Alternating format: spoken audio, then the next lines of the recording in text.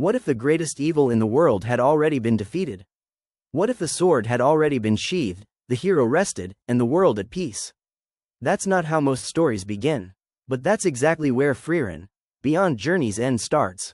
And maybe, just maybe, that says more about our time than we realize. The party that defeated the Demon King was anything but perfect. Frieren, the ancient elf mage, was cold, distant, incapable of connecting with the humans around her. Himmel, the so-called hero, couldn't even draw the legendary sword from the stone. Heiter, the priest, hid his drinking habits behind a cheerful mask. And Isen, the warrior, was consumed by fear. His hands trembled before every battle. This unlikely group, full of flaws and limitations, saved the world. And that alone would have been enough for many stories. It could have ended there, with glory and triumph. But Frieren doesn't end, it begins.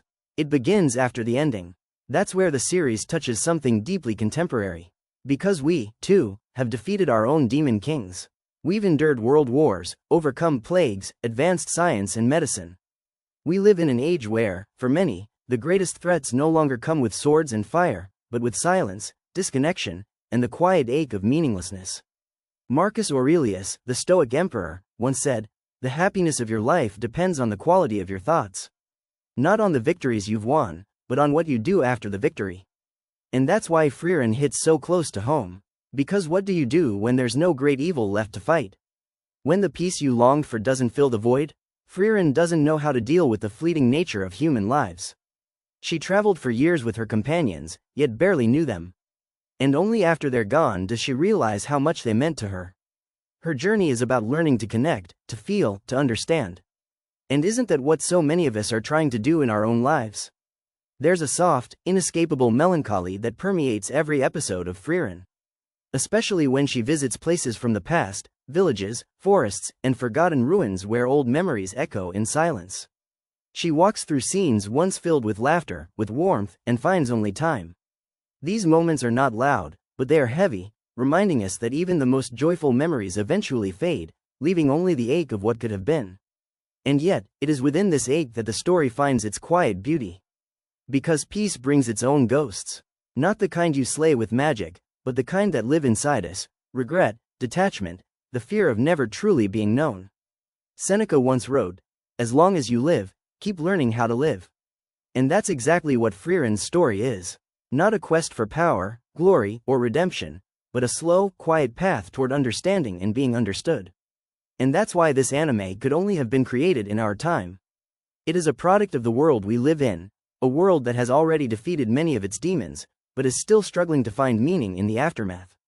And here lies one of the greatest ironies of Frieren. It wraps the quiet problems of a modern, peaceful, and technologically advanced society, loneliness, disconnection, emotional stagnation, in the clothing of a magical fantasy world. A world of elves, demons, and magic serves as a mirror to the most human of struggles in a post-conflict age. It's almost the exact opposite of series like Jujutsu Kaisen, where supernatural curses and existential threats are injected into modern urban Japan, problems of a fantasy world disrupting our real one. Frieren does the reverse. It plants the emotional and existential burdens of our real, peaceful world deep within the soil of a fantasy already saved. And in doing so, it asks, if even a mage who saved the world can feel empty, what does that say about us? In older eras, a story like this might have seemed empty. No big battles, no looming evil. But today, we recognize it. Because we live it. Plato said that the human soul longs for the good, the beautiful, and the true. In Frieren, those ideals don't come through epic speeches or world-shattering events. They appear in the little things. A compliment given too late, a flower offered without words, a quiet smile after years of solitude. Unlike stories like Demon Slayer, where the defeat of the great evil marks the end and happiness is promised forever, Frieren tells us something more honest. Life goes on.